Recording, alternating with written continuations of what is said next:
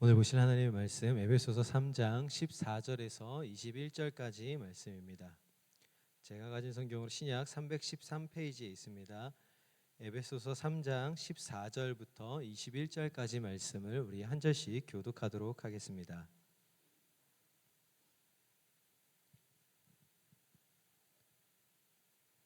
네, 다 찾으신 줄 알고 우리 14절부터 한 절씩 교독하도록 하겠습니다. 이러므로 내가 하늘과 땅에 있는 각 족속에게 그의 영광의 풍성함을 따라 그의 성령으로 말미암아 너희 속사람을 능력으로 강건하게 하시오며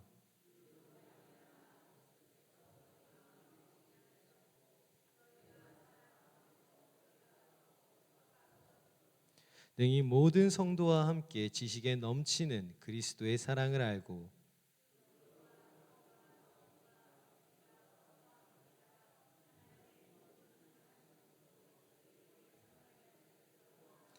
우리 가운데서 역사하시는 능력대로 우리가 구하거나 생각하는 모든 것에 더 넘치도록 능히 하실 이에게 함께 읽겠습니다. 교회 안에서와 그리스도 예수 안에서 영광이 대대로 영원 무궁하기를 원하노라. 아멘. 사랑하는 성도 여러분, 수요일에 나온 우리 모두에게 하나님의 은혜와 축복이 함께하길 소망합니다. 오늘 우리가 묵상할 말씀은 에베소서 3장 14절부터 21절까지의 말씀으로 사도 바울이 에베소 교회를 향하여 쓴 편지들 가운데 중심적 내용 중에 한 부분입니다. 바울은 에베소 교회 성도들을 위하여서 그 감옥에서 기도로 쓴 편지, 내가 지금 너희들을 이렇게 기도하고 있어라고 했던 것들이 이 에베소서인데, 오늘은 여기서 자신이 무릎 꿇고 기도한다라고 이야기하면서 에베소 교회에게 너희가 이런 것들을 알길 원해라고 하는데, 그 핵심적 내용이 무엇이냐라면은 하나님의 사랑을 너희가 알길 원해입니다. 바울은 이 기도를 통해서 에베소 성도들이 그리스도를 더 깊이 알고 그리스도의 사랑을 더 깊이 알고 그들이 더욱 하나님을 온전히 알기를 원했었습니다. 그 바울의 마음을 오늘 우리가 함께 나누면서 우리 또한 우리 마음 가운데 하나님의 사랑이 더욱 충만한 시간이 되기를 주님의 이름으로 축복합니다. 먼저 바울은 14절부터 17절 말씀을 가지고 이렇게 얘기합니다. 속사람이 강건한 사람이 되어야 한다라고 얘기합니다. 바울의 첫 번째 기도는 속사람이 강건해지기를 바라면서 14절에 나오는데요. 15절에 나오는데요. 16절에 나옵니다. 16절 한번 읽어보실까요? 시작. 그의 영광의 풍성함을 따라 그의 성령으로 말미암아 너희 속사람을 능력으로 강건하게 하시오며 라고 얘기합니다. 그럼 여기서 이 속사람이라고 하는 것을 우리가 한번 살펴보아야 합니다. 여기서 속사람이란 단순히 내면의 어떠한 상태라고만 우리가 생각할 때가 있습니다. 그러나 이것에 대해서 오늘 나왔는데 한번 같이 읽어보실까요? 속사람이란 시작. 우리가 좀 더 쉽게 설명하자면 속사람이란 우리의 영적 상태, 믿음의 중심, 하나님과의 관계를 품은 공간, 이렇게 표현할 수 있습니다. 단순히 바울의 서신서들을 보면은 바울은 우리의 겉사람과 속사람이 다르다라고 이야기합니다. 속사람이 따로 있고 겉사람이 따로 있다라고 얘기하는 거죠. 그래서 대표적 말씀이 고린도후서 4장 16절 말씀인데 화면에 나올 겁니다. 같이 한번 읽어보실까요? 시작. 그러므로 우리가 낙심하지 아니하노니 우리의 겉사람은 낡아지나 속사람은 날로 새로워지도다. 아멘. 하나님의 전적인 은혜와 자비로 구원을 받은 우리는 본질상 선한 것이 없는 어떠한 상태였었죠? 네, 감사합니다. 근데 저희가 지금 4주째 듣고 있는데 본질상 어떠한 상태였었죠? 전적으로 타락한 상태. 와, 감사합니다. 전적으로 타락한 상태였습니다. 전적으로 무능해서 죄가 이미 평양성, 나아가 있어요. 경향성이라고 하죠. 그쪽을 향해 뻗어나가져 있는 상태인 우리는 하나님 앞에 나아갈 수가 없는, 하나님 앞에 감히 설 수 없는 상태였다라는 거죠. 본질상 아무것도 사는 것이 없는 죄와 사망의 법에서 그냥 죽어야만 했었습니다. 근데 그 죄와 사망의 법에서 우리를 구원해 주시기 위해 이 땅에 오신 이가 있으니 그게 누구십니까? 예수 그리스도이십니다. 그 예수 그리스도를 통해서 우리에게 잃어버린 하나님의 형상을 회복시켜 주시는데, 그 회복된 것이 우리 안에서의 무엇으로 나타납니까? 라고 하면은 그것이 속사람입니다. 예수 그리스도를 구주로 영접하고 그 예수 그리스도를 나의 주인으로 모신 자, 그 그리스도인이라고 부르는 자의 삶 속에는, 그 속에는 하나님의 형상을 닮은 그 본질, 태초의 아담이 잃어버렸던 그 본질을 회복하기 위한 속사람이 존재한다라는 거예요. 그렇다면 여기서 중요한 것은, 바울은 단순히 우리가 속사람을 가지고 있어로 끝나는 것이 아니라 그 속사람을 뭐 하기를 원한다라고 기도하고 있습니까? 강건하여지기를, 강성하여지기를, 예전 성경은 강성하여지기를, 여기는 강건하게지기를 라고 얘기를 되어 있습니다. 즉 바울이 아까 전에 읽었던 말씀처럼 속사람은 날로 날로 성장해져야 된다라는 거예요. 그래서 우리가 여기서 중요한 말씀인 16절을 다시 한번 읽어보실 텐데, 16절 말씀 읽어보시겠습니다. 시작. 그의 영광의 풍성함을 따라 그의 성령으로 말미암아 너희 속사람을 능력으로 강건하게 하시오며. 여기서 그러면 바울이 이야기하는 그 속사람을 강건하게 하시는 이는 누구십니까? 네, 크게 얘기하셔도 됩니다. 성령님이십니다. 그렇죠? 성령 하나님이 우리의 속사람을 강건하게 해주신다라는 거예요. 그분의 능력으로 강건하게 되어진다라는 거죠. 여기서 잠시 이야기를 하고 넘어가자는, 사역, 우리 교회는 그런 분이 정말 없습니다. 그러나 제가 사역을 하면서 보니까 가끔 교회를 오래 다녔으나, 그리고 교회에서 직분을 받았으나 때로는 성령 하나님에 대해서 잘 모르시는 분들도 계십니다. 그래서 성령 하나님에 대해서 생각할 때 그냥 은사를 주시는 분에서 그치거나, 또는 삼위 하나님 중에 영이신 분에서만 머물러 있다 보니까 성령 하나님이 우리 안에서 무슨 일을 하시는지를 간혹 모를 때가 있습니다. 그래서 우리 교회 성도님들은 다 알고 계시고 다 외우고 계시고 제자반을 다 이수하셨기 때문에 다 알고 계시겠지만, 그럼에도 불구하고 한 번만 살펴보기를 원합니다. 우리 성령님이 하시는 역사에 대해서 8가지로 제가 정의를 간략하게, 8가지로 정말 간략하게 얘기했는데 한번 살펴보시겠습니다. 첫 번째입니다. 함께 읽어보실까요? 시작. 네, 중생이라고도 하고 거듭나게 하시는 겁니다. 성령 하나님은 죄로 죽었던 영혼을 살리시고 새 생명을 주시는 분, 그래서 우리를 거듭나게 하시는 분입니다. 두 번째 읽어보실까요? 시작. 네, 성령님은 우리 안에 말씀을 읽고 들을 때에 우리의 마음과 눈을 열어서 그 말씀의 의미를 깨달을 수 있게 해주시는 분이 성령 하나님이십니다. 세 번째를 읽어보실까요? 시작. 네, 성령 하나님은 우리 안에서 죄를 깨닫게 하시고 회개의 자리로 나아갈 수 있도록 인도해 주시는 분이 바로 성령 하나님이십니다. 네 번째로 보실까요? 시작. 우리 안에 내주하시며 동행하시는 분이십니다. 성령님은 구원받은 자 안에 거하시며 우리와 함께 일상 속에서 동행하시는 하나님이 바로 성령 하나님이십니다. 다섯 번째요. 시작. 네, 성령 하나님은 우리 안에 하나님의 성품을 담게 하시고 날마다 변화시켜 주시고 인격적으로 성숙하게끔 하시는 분이 바로 성령 하나님이십니다. 여섯 번째로 읽어보실까요? 시작.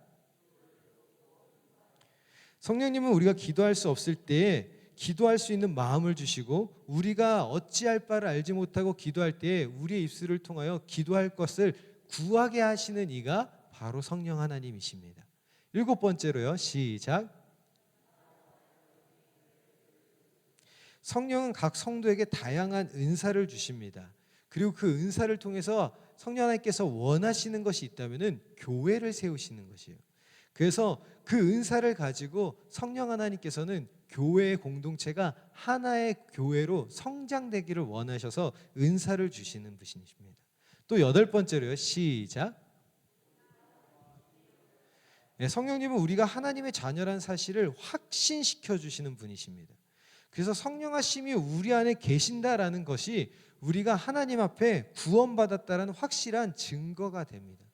그래서 간혹 오해가 생기는 것이 무엇이냐면, 나는 은사를 받았습니다, 그러니 구원받았습니다 라고 얘기할 때가 있습니다. 물론 맞는 말이 되긴 합니다. 그러나 은사가, 그러면 이게 잘못되면 은사가 없으면 그 사람은 구원받은 게 아닙니다 라고 얘기할 수가 있게 됩니다. 이게 제가 경험해 본 바로 매우 위험한 사상이 될 수 있습니다. 누군가로는 은사를 주시지 않을 수 있는데 하나님께서 은사를 주고 안 주고는 하나님께 달려 있는 건데 마치 은사를 받지 못한 자는 구원받지 못했어라고 생각할 수가 있기 때문에 은사 받은 사람은 구원받은 사람이야 보다는 은사를 주시는 이는 하나님이시야, 성령 하나님이시야 라고 생각하고 그것을 베푸시는 것도, 그분을 거둬가시는 것도 하나님이라고 생각하고 모든 은사의 주권을 하나님께로 맡겨드려야 교회 공동체가 건전하게 세워져 갑니다. 잠시 다시 돌아와세요. 본문으로 돌아와세요. 우리 안에 성령 하나님 계시다는 것이 곧 속사람을 강건하게 하시는 것인데, 그렇다면 바울이 왜 에베소 교회를 향하여 속사람이 강건해지기를, 강성하여지기를 기도했는가예요. 왜 편지에 이것을 기록했는가입니다.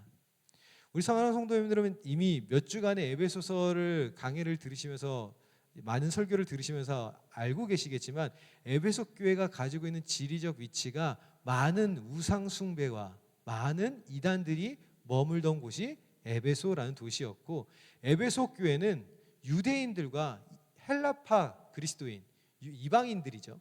이방인들이 함께 예배하던 곳이 어디였습니까? 라고 하면은 에베소 교회입니다. 즉 그곳에는 할례를 받은 사람들도 있었고 할례를 받지 않은 사람들도 있었습니다. 근데 거기가 한 교회 공동체 아니었습니다. 특히나 이 시대는 신분 제도가 있었습니다. 주인과 종이 있었죠. 근데 교회 안에 지금 누가 같이 있습니까? 주인과 종이 같이 예배드리고 있습니다. 그러니 그들 안에서, 교회 안에서 예배를 드리려고 했을 때 첫 번째로는 그들 안에서 나라가 달랐습니다. 우리는 유대인이야, 너는 이방인이야 라고 하는 것. 두 번째로는 신분, 나는 종이야, 너는 주인이야. 바꿔요. 나는 종이야, 나는 주인이야, 너는 종이야. 이런 신분으로 그들 안에서 하나가 되어졌어야 되나 하나가 될 수 없는 차별이 존재했다라는 거예요.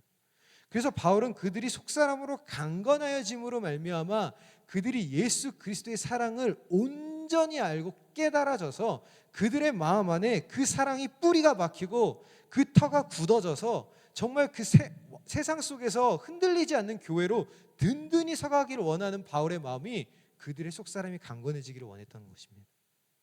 그래서 17절의 말씀에 그 계시다라고 하는 이 단어가 원어적으로는 영구히 거주하다라는 뜻입니다. 그냥 단순히 계셨다가 떠난다는 뜻이 아니라 그가 영원히 그 안에 머무는, 영원히 거하시는 것을 원했다라는 거예요.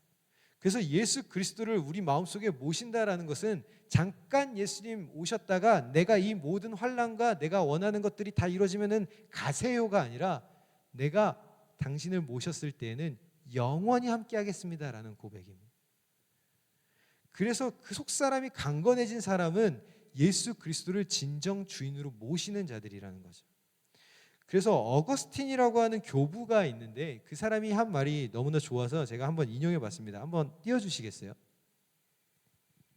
네, 화면에, 네, 한번 같이 읽어보실까요? 시작.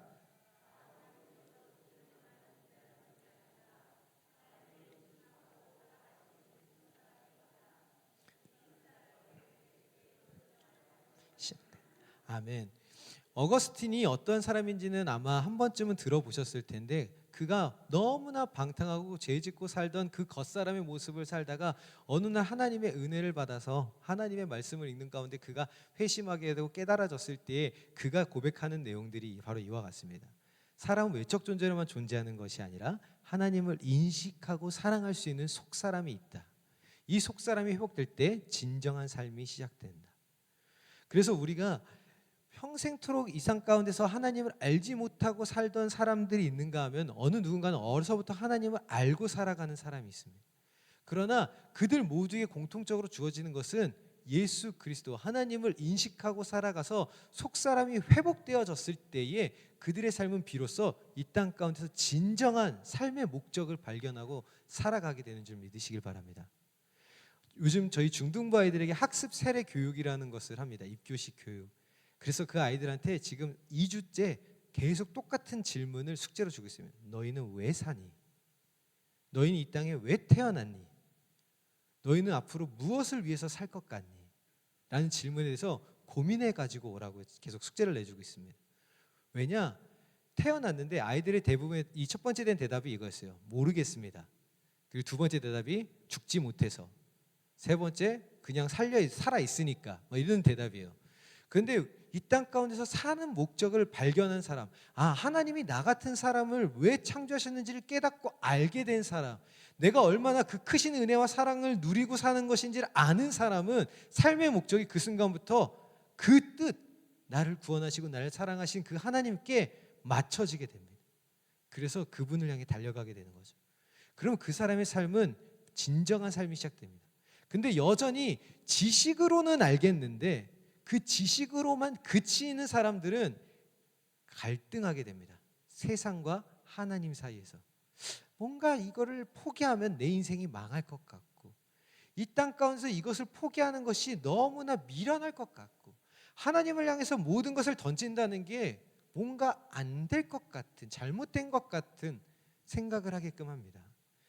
그래서 바울은 18절부터 21절 안에서 다시 한번 에베소 교회를 향하여 권면하는 것이 그리스도의 사랑 안에서 하나님의 충만함을 누리라는 것입니다. 우리 18절 말씀 한번 읽어보실까요? 시작.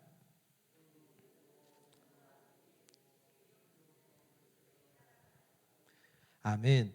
여기서 주목해야 할 표현은 지식을 넘는 말씀입니다. 지식을 넘는 것이 필요하다라는 거예요. 이것은 단순히 머리로 아는 사람, 정보로서의 사랑이 아니라 마음과 삶으로 체험되는 사람을 이야기합니다. 이 사랑은 관계적이고 실제적인 사랑입니다. 남편과 아내가 서로 내가 당신을 사랑합니다 라고 했었을 때 그냥 말로만 하는 것은 말로만 끝나는 사랑입니다. 그거는 상대방도 충분히 합니다. 이 사람이 겉으로만 사랑하는구나를. 근데 관계적으로 체험적으로 정말 실제적인 사랑의 표현의 모습이 언제 나타납니까? 라고 하면은 상대방이 가장 힘들고 아프고 연약할 때 그 상대방의 모습 속에서 나타납니다.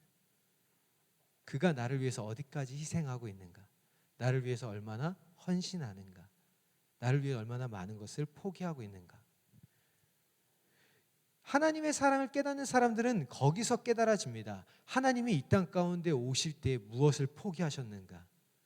우리를 사랑하시기 위해서 무엇을 희생하셨는가?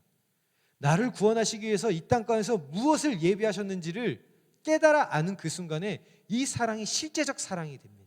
단순히 지식적으로 아는 것, 예수 그리스도가 나를 위해서 십자가에서 죽으시고 그분을 믿음으로 말미암아 나는 구원받아 라는 지식으로만 아는 것은 이단들도 다 합니다.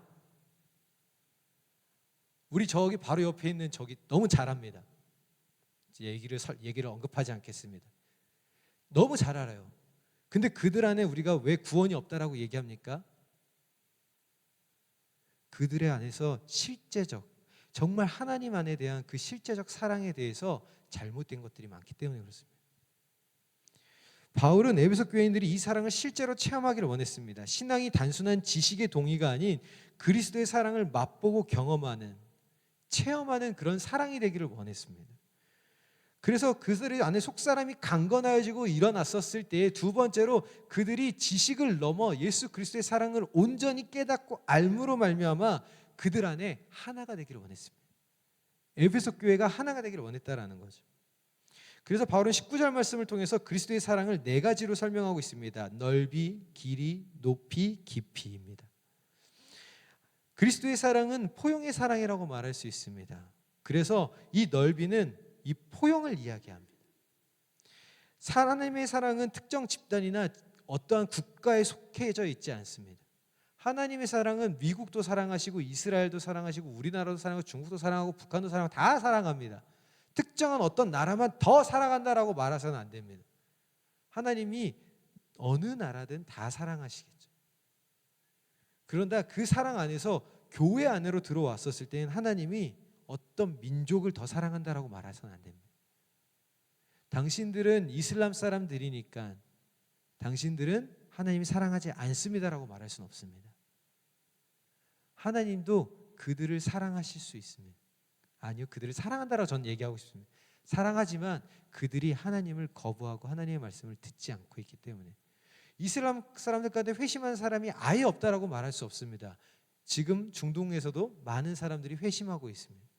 즉 구원을 받을 수 있는 사람은 하나님은 인종을 넘어서 종족을 넘어서 어떤 사람들이지 간에 차별 없이 사랑하시는 분입니다.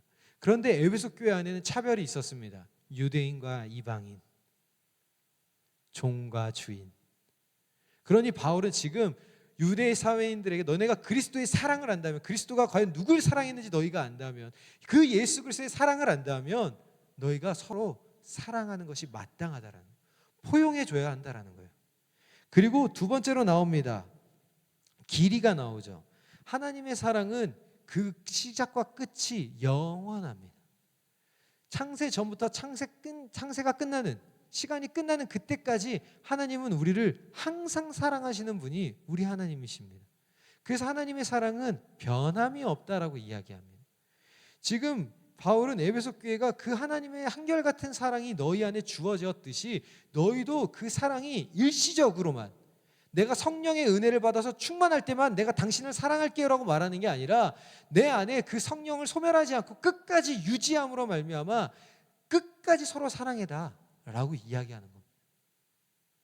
바울은 이것을 에베소 교회에게 강권할 수밖에 없는 것이 그들 안에서는 은혜가 주어졌을 때는, 그 에베소 교회 안에 사역자가 있었을 때는 그들이 그 사역자를 중심으로 하나가 되는 사랑이 있을 수 있었으나 바울과 다른 사람들이 떠나갔었을 때에는 그곳 가운데 사랑을 이룰 수 있는 중심자가 없으니까 예수 그리스도로 만족하고 그들의 그 사랑으로 충만해져야 되나 그러지 못하다 보니까 바울이 다시 한번 권면하는 겁니다. 하나님의 사랑으로 너희가 영원히 사랑했으면 좋겠다. 또 세 번째로 얘기합니다. 높이를 이야기합니다. 우리가 방금 전에 불렀던 찬양처럼 하나님의 사랑은 끝이 없습니다. 측량할 수가 없습니다. 제가 이 찬송가를 부르면서 정말 어쩜 이렇게 탁월하게 이 가사를 쓰셨을까라는 생각을 해보았습니다. 하나님의 그 크신 사랑, 측량할 수 없다라는 것이 우리 인간이 하나님의 그 사랑을 얼마나 크게 받았는지를 단번에 보여주는 가사라고 생각합니다. 사랑하는 성도 여러분, 하나님의 사랑의 이 높이, 측량할 수 없는 그 사랑의 가장 완성판이 무엇이라고 얘기할 수 있겠습니까? 라고 하면은 바로 예수 그리스도가 우리를 위해서 이 땅에 오신 것입니다. 이 사순절 기간에 더 깊이 묵상할 수 있는 바로 그 내용이죠. 예수 그리스도께서 왜 이 땅에 오셔야 했는가? 도대체 무엇을 위해 이 땅에 오셨는가? 부귀와 영화가 없어서 이 땅 가운데서 이 사람들에게 존경을 받기 위해서 이 땅에 내려오셨는가? 그렇다면 굳이 말구에 태어나셨어야 했는가? 그럴 능력이 없으셔서 거기서 태어나셨는가? 아니라는 거죠. 왜 이 땅 가운데서 굳이 그 십자가의 멸시로 죽으셔야만 했는가? 우리는 그런 고민들, 그런 질문들 앞에 나아가게 되면은 고백할 수밖에 없습니다. 하나님의 사랑 너무나 크십니다. 단순히 죄인을 사랑하셔서 그 죄인을 용서해 주는 것이 아니라 그 죄인을 위해서 죽기까지 사랑을 보여주시고 그 사랑을 통해서 뭘 하셨느냐면은 그 죄인을 자녀라 불러주셨습니다. 이게 너무 큰 거죠. 그냥 너 죄 지었구나. 그래, 그 죄값을 내가 용서해 줄게. 그냥 예수님 안 보내고 예수님 이 땅 가운데 안 오시고 너 죄 지었구나. 내가 용서해 줄게 하고 끝! 이러면은 그 어느 누구도 하나님 앞에 감히 대들 수 없었을 텐데 굳이 예수 그리스도를 이 땅 가운데 보내시고 죽으시고 부활하시고 다시 승천하셨는데 그때 우리에게 주신 것이 뭐죠? 너희가 만일 이를 믿는다면 내 자녀라. 아멘. 너무나 크신 사랑입니다. 측량할 수 없는. 그래서 하나님의 사랑은 가장 밑바닥까지 내려오신 사랑이라고 또한 얘기할 수 있습니다. 그래서 그것이 깊이입니다. 이 땅 가운데 저 하늘 영광 보좌에서 이 땅 가운데 내려오신, 그리고 이 땅 가운데서 그 모든 멸시와 조롱을 당하신 그 사랑을 우리가 깨달은다면, 그 사랑을 우리가 안다면 우리는 어떻게 고백하게 되겠습니까? 주님, 내가 그 사랑으로 승복하겠습니다. 내가 그 사랑에 승복하겠습니다. 그 사랑에게 내가 모든 것을 복종하겠습니다. 바울은 이 네 가지 사랑이 에베소 교회가 깨달아 알므로 에베소 교회가 하나가 되기를 간절히 원했습니다. 그리고 마지막으로 그들을 향하여 하나님의 충만함이 함께하기를 기도하였습니다. 우리 19절 말씀을 한번 같이 또 한번 읽어보실까요? 19절 말씀입니다. 시작.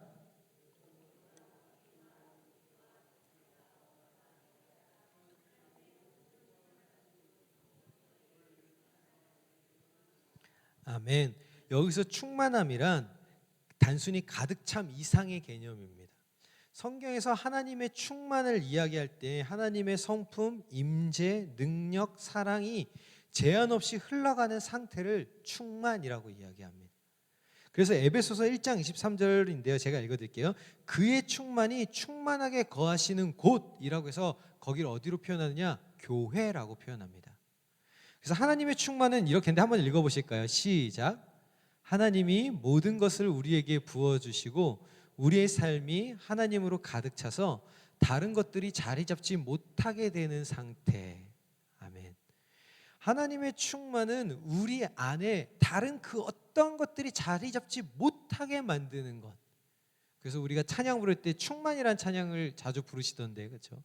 좋아하시기도 하고, 난 예수로 충만하네. 그 충만이라고 하는 그 상태가 다른 그 어떤 것도 필요 없습니다. 주님만 계시면 됩니다라는 거예요. 사랑하는 성도 여러분, 오늘 바울이 에베소 교회를 향하여 왜 하나님의 충만이 함께하기를 원했겠습니까?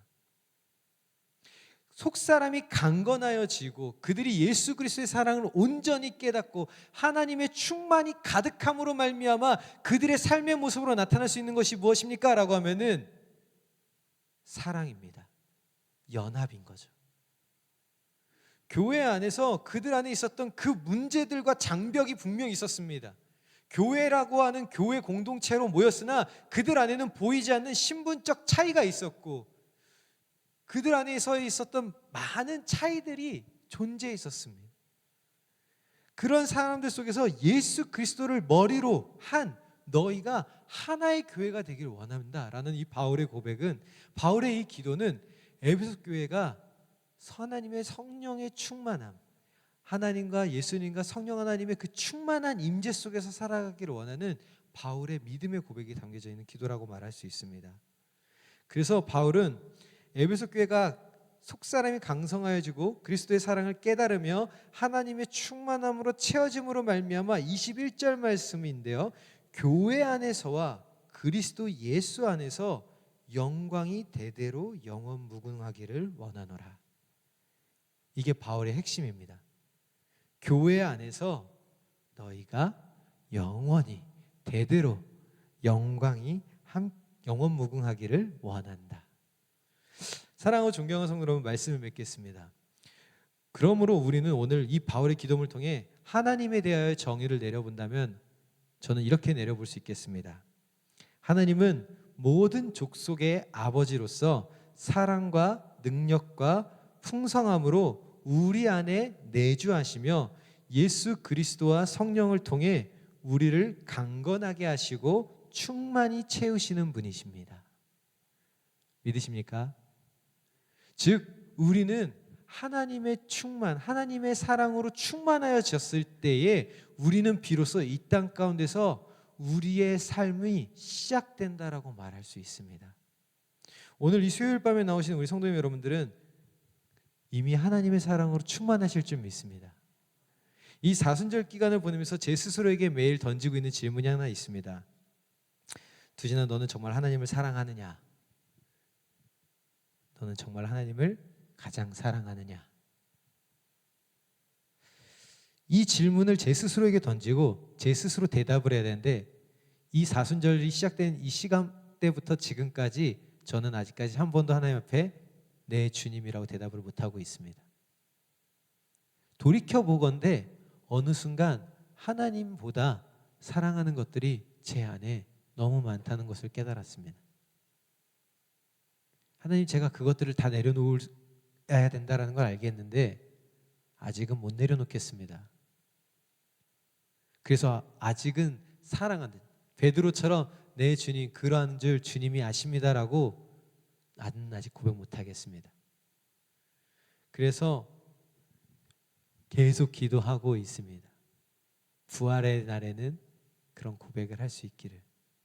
사랑하는 성도 여러분, 하나님의 사랑으로 충만하고 계십니까? 정말 하나님으로만 완전하고 완벽하게 채워져 계십니까? 아니면 지금 내 안에 다른 것들은 없으십니까? 내게 능력 주신 자 안에서 내가 모든 것을 할 수 있다라는 바울의 고백은 자신의 힘과 능력이 있어서 할 수 있다라는 것이 아니라 자신 안에 역사하시는 능력을 주시는 분이 강하고 완전하시고 능력 있으시기 때문에 할 수 있다는 믿음의 고백이었습니다. 내 힘과 능력으로 할 수 있는 데까지만 하겠습니다라고 말해서는 안 됩니다. 내 능력 바뀌지만 하나님 나는 할 수 없지만 하나님이 원하신다면 기꺼이 하겠습니다가 우리의 믿음의 고백이 되어야 될 줄 믿습니다. 그것이 하나님의 사랑으로 충만한 자들, 우리의 속사람이 강건해진 사람들, 예수 그리스도의 사랑을 온전히 깨달은 사람들이 이 땅 가운데서 교회라고 하는 공동체로 세상 앞에 나아갔을 때 보여줄 수 있는 담대한 모습인 줄 믿으시길 바랍니다. 사랑하는 성도 여러분, 오늘 이 밤에 우리는 같이 기도했으면 좋겠습니다. 혹시 요즘 이렇게 기도하고 계신 분 없습니까? 하나님, 나는 안 됩니다. 나는 못합니다. 내 힘으로는 할 수 없습니다. 하지 않겠습니다. 우리의 삶 속에서 능력 주시는 분이 누구이십니까? 우리를 집 나갔던 아들이고 함께 있었으나 마음이 떠나갔던 아들인 우리를 아들이라 불러주시는 이가 누구이십니까? 전적으로 죽어야 했던 우리를 아들이라, 자녀라, 내 딸이라 불러주시는 이가 누구이십니까? 오직 우리 하나님밖에 없습니다. 세상 그 어느 누구도 우리의 이러한 모습을 이해하고 사랑해 줄 수 없습니다. 그런데 우리 하나님은 우리를 끝까지, 죽기까지 그 물과 피를 다 쏟으실 만큼 사랑해 주시는 분이십니다. 오늘 이 밤에 우리가 같이 찬양하며 기도할 때 하나님, 내가 그 사랑 안에 충만하길 원합니다. 이런 고백을 같이 할 수 있는 저 우리 성도 여러분 되길 원하며 우리 같이 찬양하겠습니다.